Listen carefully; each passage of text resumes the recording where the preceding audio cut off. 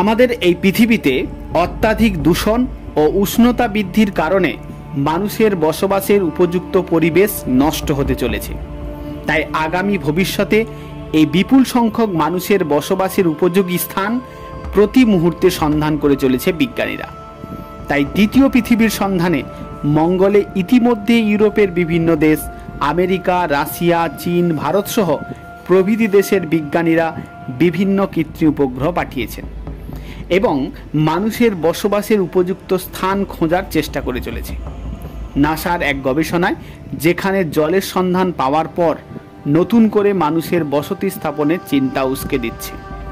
সত্যি কি মঙ্গল গ্রহে মানুষের বসবাস কেন্দ্র গড়ে উঠতে পারে? তাহলে চলুন আজকের এই ভিডিওর মাধ্যমে জেনে নিই। মঙ্গলের ভূপৃষ্ঠ থেকে 13.5 মাইল উপরে বরফের স্তর তৈরি হয়েছে। মঙ্গলের সবচেয়ে উঁচু আগ্নেয়গিরি অলিম্পাস মন্স সহ আগ্নেয়গিরি অঞ্চলে বরফের পাতলা স্তরের সন্ধান পাওয়া গেছে। জলের সন্ধানে বহু বছর ধরে বিজ্ঞানীরা গবেষণা চালিয়েছিল। এবার নাসার এক গবেষণা থেকে জানা গেছে যে বরফের আকারের জল রয়েছে এবং তার পরিমাণ প্রায় 1.5 লক্ষ টন। লাল গ্রহের শীত ঋতুতে সূর্য ওঠার আগে প্রতিদিন এই বরফ স্তর লক্ষ্য করা যায়।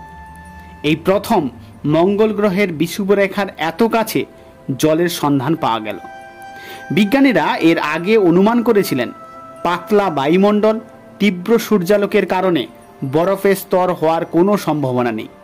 কিন্তু বিজ্ঞানীদের 5 বছর ধরে বিভিন্ন ধরনের গবেষণা, ইউরোপিয়ান স্পেস এজেন্সি ও মার্স এক্সপ্রেস অরবিটের তথ্য এবং প্রায় 30,000 ছবি খতিয়ে দেখে তারা এই সিদ্ধান্তে এসেছেন যে মঙ্গলে জল রয়েছে। বিজ্ঞানীরা বলছেন সূর্য ওঠার আগে কিছুক্ষণ বরফের স্তরটি স্থায়ী হয়, কিন্তু সূর্যের তেজ বাড়ার সাথে সাথে এই বরফটি জলে পরিণত হয় এবং বাষ্পীভূত হতে থাকে। মঙ্গল গ্রহের বিরাট এলাকা জুড়ে এই বরফের স্তর অবস্থান করছে। গবেষকরা মনে করছেন মঙ্গল গ্রহে এই জলের অস্তিত্ব আগামী দিনে মানুষের বসবাসের জন্য সঠিক স্থান হিসাবে অনেক ধাপ এগিয়ে গেল। সত্যি কি ভবিষ্যতে মঙ্গল গ্রহে মানুষের বসবাস কেন্দ্র গড়ে উঠবে? কমেন্টের মাধ্যমে জানান। ভালো লাগলে লাইক দিন, শেয়ার করুন।